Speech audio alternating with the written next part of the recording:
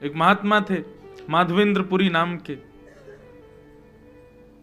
वो भिक्षा नहीं मांगते थे, ऐसे अकिंचन महात्मा थे, वो किसी से कहते नहीं थे कि मुझे दीजिए, वो बैठे रहते थे, कोई आके खुद कह जाए कि बाबा लो आपके लिए ये प्रसाद है, तो पाते थे। उनका नियम था, वो किसी से कहते नहीं थे कि मुझे प्रसाद दो या मुझे भिक्षा दो। कई बार तो 4-4 दिन तक कुछ नहीं मिलता था। वर्णन आता है कि 4-4, 5-5 दिन जब बीत जाते थे तब किशोरी जी ही कोई गोपी बन के जाती थी, ठाकुर जी ही कोई ग्वाला बन के जाते थे। कभी दूध दियाते, कभी रबड़ी दियाते, कभी रसगुल्ला दियाते, कभी रोटी, बासी रोटी दियाते माधवेंद्र जी को, क्योंकि उनका नियम था, वो मांगते नहीं थे।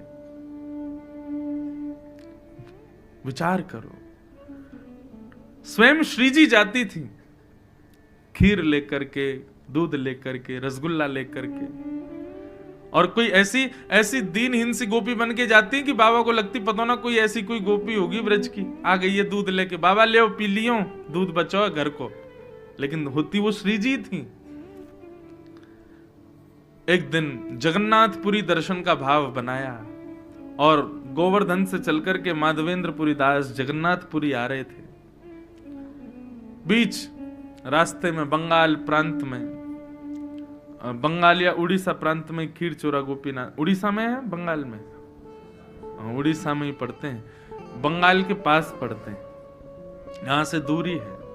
खीरचोरा गोपीनाथ, उनका नाम तो गोपीनाथ ही था, खीरचोरा तो बाद में पड़ गया। तो आज तक नियम है कि वहां 12 कुल्हड़ों में श्री गोपीनाथ जी को खीर का भोग लगता था, और जो मनोरथी भोग लगवाते थे सारा भोग उन्हीं को बांट दिया जाता था। माधवेंद्रपुरी जी जब दर्शन करने के लिए गए तो श्री गोपीनाथ जी का दर्शन किया, रात्रि शयन में 12 कुल्हड़ खीर का भोग रखा था। अब माधवेंद्र जी का स्वभाव नहीं था मांगने का कि प्रसाद भी ऐसे हाथ के, कोई पुजारी खुद ही कह दे आओ प्रसाद ले जाओ तो ही मांगते लेते थे, अपने आप नहीं कहते थे। 3-4 दिन से सफर कर रहे भूखे प्यासे, गोपीनाथ जी के सामने जाके खूब नृत्य किया। पुजारी जी ने सारे मनोरथियों में खीर बांट दी, और खीर बांटने के बाद में मंदिर बंद कर दिया। माधवेंद्रपुरी जी भी वहां से प्रस्थान कर गए, बेचारे भूखे प्यासे एक वृक्ष के नीचे जाकर के बैठ गए। भजन कर रहे थे ठाकुर जी का, लेकिन भजन करते करते बार बार नेत्र खुल जाए, बार बार भजन रुक जाए। क्यों? भूख लग रही थी, लेकिन बोल सकते नहीं किसी से। गर्भगृह में बैठे गोपीनाथ जी को चैन नहीं आ रहा है, और गोपीनाथ जी सीधे पुजारी के स्वप्न में पहुंच गए और बोले कि मेरे एक परम भक्त माधवेंद्रपुरी आए हैं, वो बहुत तेज भूख लगी है उनको कुछ पवाओ। पुजारी जी बोले क्या पवाएं इतनी रात्रि का समय? बोले हमारा 12 कुल्हड़ का भोग लगता है खीर का। बोले हाँ, उसमें से एक खीर भोग बचा है, वही दिया। बोले कुछ नहीं बचा, मैंने सब बांट दिया मनोरथियों में। बोले तुमने 11 कुल्हड़ ही बांटे हैं, 12वां कुल्हड़ हमने छुपा लिया था अपनी जेब में। मंदिर आओ, खोलो, हमारे विग्रह के गोजा में आकर के, गोजा बोलते हैं जेब को, बोले हमारे जेब में आकर के देखो एक कुल्हड़ रखा है छुपा हुआ है। पुजारी जी के नेत्र खुले, स्नान किया, अर्धरात्रि में ठाकुर जी का विग्रह गर्भगृह खोल करके जैसे भीतर प्रवेश किया, ठाकुर जी के गोजा में जैसे हाथ डाला, सोई कुल्हड़ में खीर रखी थी। तब पुजारी जी बोले वाह रे खीर चोरा, खीर चुरा ली, अपनी प्रसाद की खीर चुरा ली अपने वैष्णव के लिए। और जाकर के पुजारी जी ने वो खीर बाबा को दी। बाबा बोले रात में 3 बजे पुजारी जी आप कैसे? तब पूरा वृत्तांत बताया। बोले कि रोज ठाकुर जी का भोग लगता है और मनोरथियों में बांटा जाता है, लेकिन आप अकिंचन हो, किसी से मांगते नहीं। अब ये बात किसी को नहीं पता थी, लेकिन पुजारी बता रहा तो माधवेंद्र जी रोने लगे, आपको कैसे पता मैं किसी से नहीं मांगता? बोले ठाकुर जी बता रहे थे। बोले आपको भूख लगी है इसलिए ठाकुर जी ने आपके लिए खीर को अपनी जेब में छुपा लिया। फिर कहां भूख लगनी थी?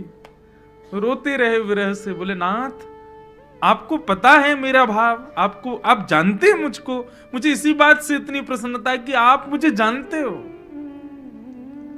तब से गोपीनाथ जी का नाम पड़ गया खीर चोरा गोपीनाथ। अपने वैष्णव के लिए ठाकुर जी ने खीर चुराई। तो नियम इसलिए है ठाकुर जी का कि कोई प्रेम लक्षणा भक्ति से तोड़ के दिखाए, हठपूर्वक नहीं कि जबरदस्ती। इंद्रेश जी कथा में बोल रहे थे नियम में इसलिए ठाकुर जी कि उसको कोई तोड़े।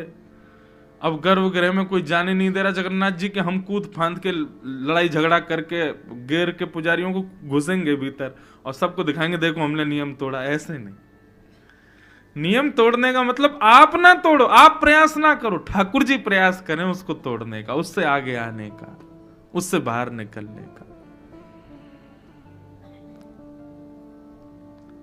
और श्री जगन्नाथ जी जितने नियमों में बंधे हैं उतने ही नियम तोड़ने में प्रसिद्ध हो रहे हैं। इनसे ज्यादा नियम किसी ने नहीं तोड़े। सब ठाकुरों में सबसे ज्यादा नियम तोड़ने वाले, नियम में रहने वाले भी श्री जगन्नाथ जी और नियम तोड़ने वाले भी श्री जगन्नाथ जी।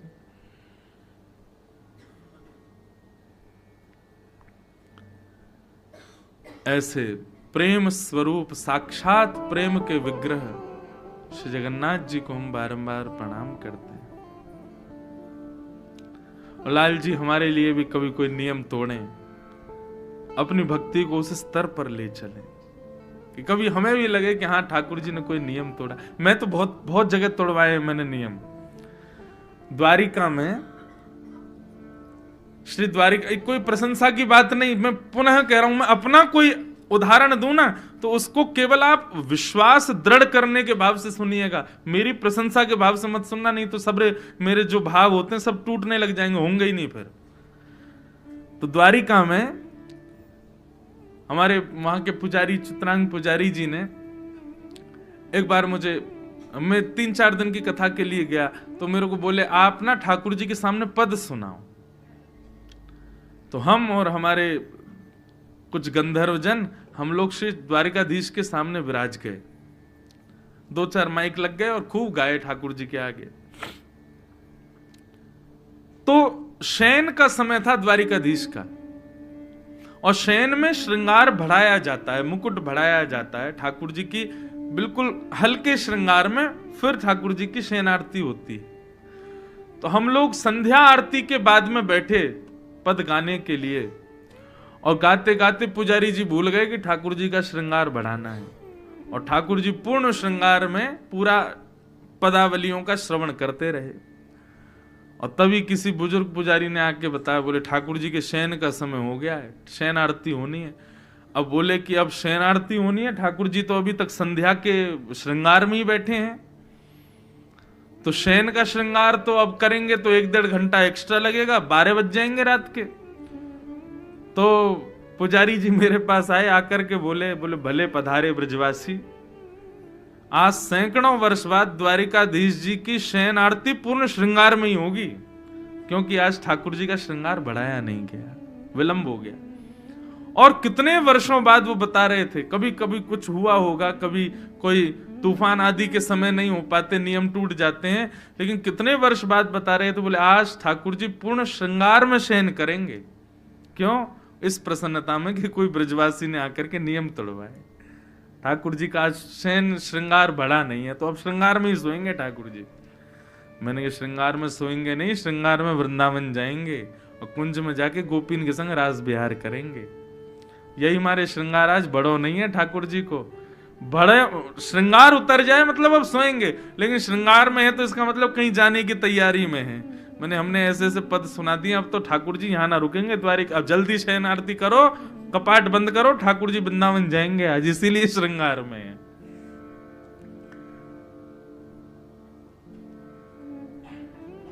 प्रेम लक्षणा भक्ति प्रकट तो करे कोई।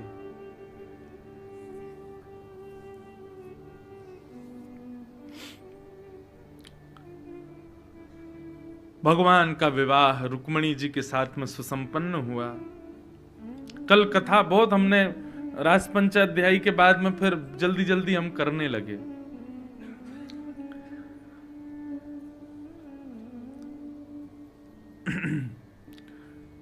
क्योंकि फिर मन में भाव आता है कि ज्यादा विलंब तक चलने वाला प्रसंग कहेंगे तो फिर जो क्रम के कुछ कल अतिथिगण आए थे, फिर वो संभव नहीं हो पाता।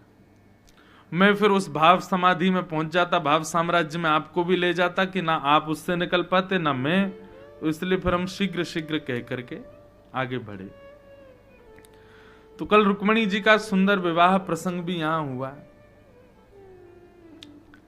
रुक्मणी जी के साथ में ठाकुर जी का विवाह हुआ, तो प्रश्न उठता है किशोरी जी के साथ क्यों नहीं हुआ? हमारी श्री राधा रानी, बंधुओं देखो, आप स्वयं से प्रेम करते हो, आप स्वयं से अत्यंत स्नेह करते हो, लेकिन स्नेह का तात्पर्य हमेशा विवाह नहीं होता। प्रेम का सदैव प्रतिफल विवाह नहीं होता।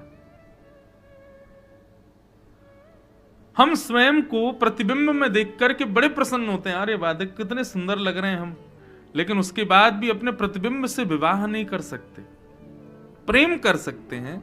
ऐसे ही श्री जगन्नाथ जी का प्रतिबिंब है किशोरी जी, हमारे द्वारिकाधीश का प्रतिबिंब है किशोरी जी, श्री वृंदावन बिहारी लाल का प्रतिबिंब है श्री राधा रानी। और प्रतिबिंब से स्नेह हो सकता है, प्रेम हो सकता है, विवाह संभव नहीं। विवाह के लिए विलग व्यक्ति का होना जरूरी है, अलग व्यक्ति का हमारे सामने होना जरूरी है। किशोरी जी ठाकुर जी से विलग थोड़े हैं, और जो विलग मानते हैं वो गलत सोचते हैं। ठाकुर जी का जो वाम अंग है, कहीं भी आप ठाकुर जी का दर्शन करोगे सदैव वाम अंग जो है वो किशोरी जी ही है। और आप हमारे पूरे वृंदावन में आ जाना, किशोरी जी का दर्शन नहीं, केवल ठाकुर जी खड़े हैं। किशोरी जी भाव के भाव से वाम अंग में विराजती हैं, और यह बात यहां भी सिद्ध होती है। श्री जगन्नाथ जी का भीतर प्रवेश करके दर्शन हो तब जगन्नाथ जी पूरे दिखते हैं, नहीं तो बाहर से देखो तो वाम अंग दिखता ही नहीं ठाकुर जी का। क्यों? श्री जी हैं, सदैव अपने भाव में विराजमान रहती हैं। दायना अंग ही दिखता है ठाकुर जी का, दायना अंग क्यों दिखता? वो श्याम सुंदर हैं, वाम अंग तो श्री जी हैं। और ये बात मैं खूब प्रसिद्धि से अपनी कथाओं में कहा करता हूं कि ठाकुर जी का वाम अंग जो है वो किशोरी जी हैं, और इसी भाव से हमारे वृंदावन में श्रृंगार होता है। मुकुट इधर ही धराया जाएगा, लेकिन जब कलंगी धराई जाए या फिर चूड़ामणि धराई जाएगी तो वो इधर ही धराई जाएगी। क्यों? क्योंकि श्री जी हैं। ठाकुर जी को चोटी इधर ही धराई जाती है क्योंकि वो श्री जी हैं। और कई हमारे यहां संप्रदायों में तो मुकुट ही इधर धराया जाता है वाम अंग में। तो आप कहेंगे महाराज जी मुकुट तो ठाकुर जी पहनते हैं, तो फिर श्री जी को क्यों धराया गया? अरे भैया आज विपरीत हुआ है, आज ठाकुर जी किशोरी जी बने हैं और श्री किशोरी जी हमारी ठाकुर जी बनी है, इसलिए मुकुट इधर धराया गया। और एक जगह भाव तो ऐसा है, किशोरी जी की तरफ मुकुट इसलिए धराया जाता है क्योंकि हमारे ठाकुर जी सदा किशोरी जी के चरणों में रहते हैं। तो भैया मुकुट वो पहने जो राजा है, तो किशोरी जी राजा बनकर के मुकुट पहनती हैं, ठाकुर जी तो सदा भाव में रहते हैं। आपको केवल त्रिभंग लली कृष्ण दिख रहे हैं, आपको केवल बांके बिहारी दिख रहे हैं, आपको केवल एक स्वरूप दिख रहा है, तो आप केवल सामान्य एक दर्शनार्थी हो।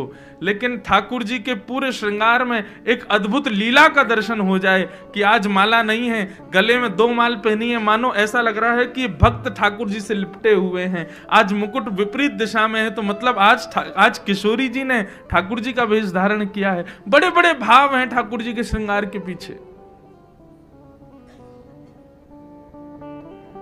अद्भुत भावों से ठाकुर जी श्रृंगार करते हैं अपना। अब जगन्नाथ जी का जब जन्माष्टमी होती है ना, तो हमारे सौम्या भाई बता रहे थे कि श्री जगन्नाथ जी स्वयं यशोदा बनते हैं जगन्नाथ जी, और ठाकुर जी के जो चल स्वरूप मदन मोहन जी भीतर गर्भगृह में विराजमान वो कृष्ण रूप हैं।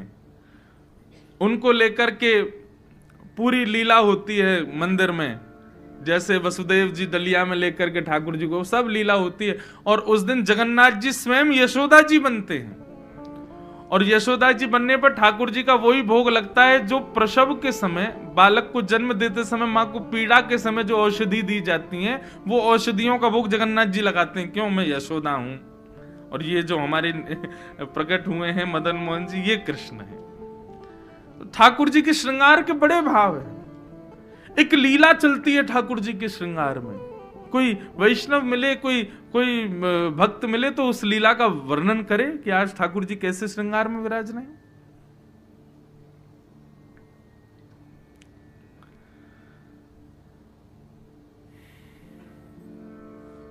तो किशोरी जी से विवाह इसलिए नहीं हुआ क्योंकि कोई विलग नहीं है। राधा कृष्ण स्वरूपाम वै कृष्णम राधा स्वरूपिणम कलात्मानं निकुंजस्थं गुरु रूपम सदा भजे। दोनों में कोई अंतर नहीं है,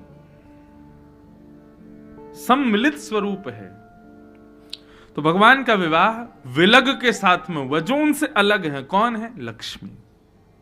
किशोरी जी तो ठाकुर जी के संगी रहती है, लक्ष्मी जी के साथ में विवाह हुआ। वही लक्ष्मी द्वापर में रुक्मणी जी के रूप में प्रकट हुई और द्वारिकाधीश का उनके साथ विवाह हुआ।